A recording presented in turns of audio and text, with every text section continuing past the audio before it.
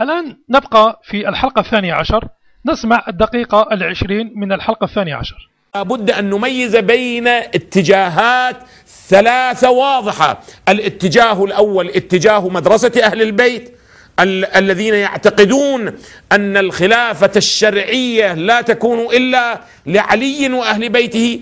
الاتجاه الثاني وهو اتجاه ماذا؟ الصحابة. اتجاه الصحابة، وهو الذي يعتقد الشرعية للخلفاء الأول والثاني والثالث، ولكنهم مع حفظ كرامات ومقامات وفضائل علي ماذا؟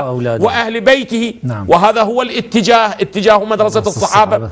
الاتجاه الثالث الذي هو الإسلام الأموي هو الذي يحاول أن يعطي قيمة للبيت الأموي، وفي الضمن أيضا يمدح الصحابة شيئا، ولكنه مع التنقيص ماذا؟ مع تنقيص علي وأهل بيته وذمهم وسبهم والفرح في يوم عاشوراء بمقتل الحسين، وهم يصرحون بهذا. وإن كان أنا لا يعجبني أن أستعمل كلمات كذا وكذا واقعا، ولكنه بشكل واضح وصريح يصرحون أنهم يصومون يوم عاشوراء فرحا بانتصار يزيد وإن قتل فيه من قتل، حتى لو كان المقتول فيه ماذا؟ هو الحسين بن علي، حتى لو كان المقتول فيه هو سبط رسول الله، حتى لو كان المقتول فيه سيد شباب أهل الجنة، حتى لو كان المقتول فيه ريحانة رسول الله.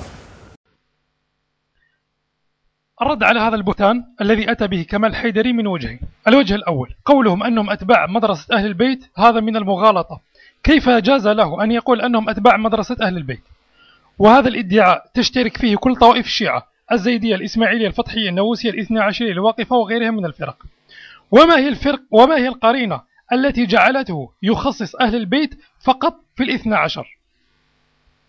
ثانيا، في قوله والفرح يوم عاشوراء بمقتل الحسين، صراحة لا أدري لما الإصرار على الكذب المضحك، صراحة هذا من الكذب المضحك.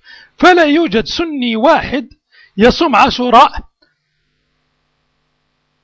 فرحا بمقتل الحسين، وبيننا وبينه الدليل. فأين وجد في كتب أهل السنة والجماعة ذلك؟ ومن قال ذلك من علمائنا الكبار؟